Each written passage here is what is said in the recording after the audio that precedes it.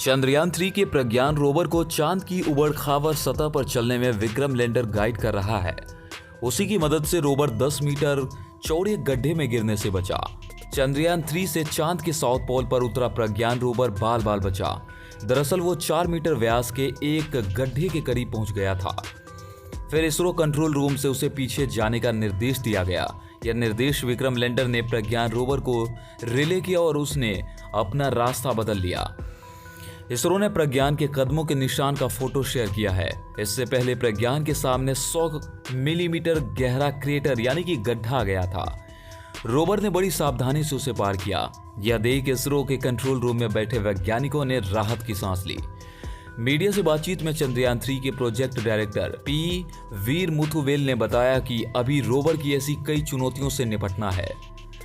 प्रज्ञान की चहलकदमी पूरी तरह ऑटोमेटिक नहीं है। उसके सामने कई चुनौतियां हैं जिनसे हर एक को ग्राउंड टीमों की भागीदारी के साथ दूर करना होगा।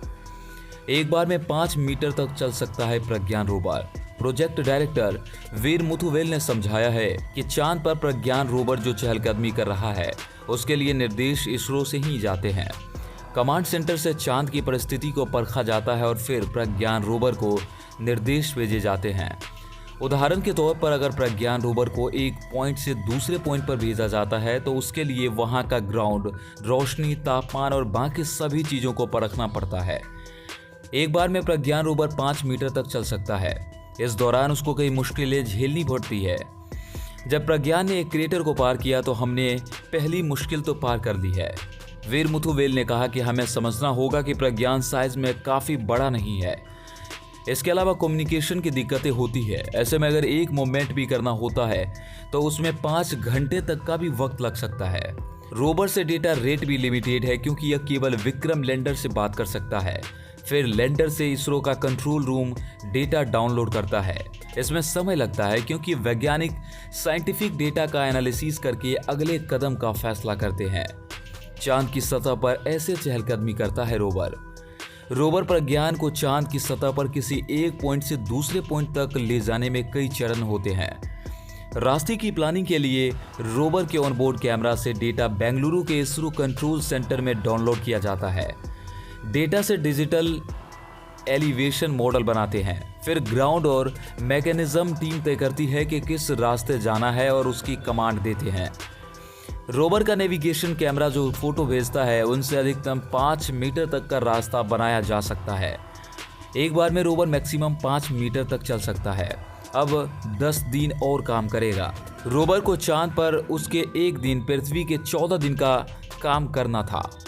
क्योंकि चांद पर 23 अगस्त को सूरज उगा था जो 5-6 सितंबर तक ढल जाएगा।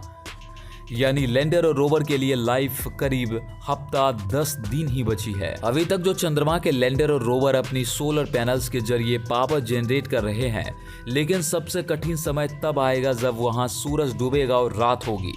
इसरो के स्पेस एप्लीकेशन सेंटर के डायरेक्टर नीलेश एम देसाई ने कहा कि हमने रोवर के लिए रोज 30 मीटर चहलकदमी की योजना बनाई है, लेकिन इसने अब तक 12 मीटर की चहलकदमी ही पूरी की है। बचे 10 दिनों में ज्यादा से ज्यादा काम करना होगा। आशा करते हैं कि आज की जानकारी आपको बेहद पसंद आई होगी।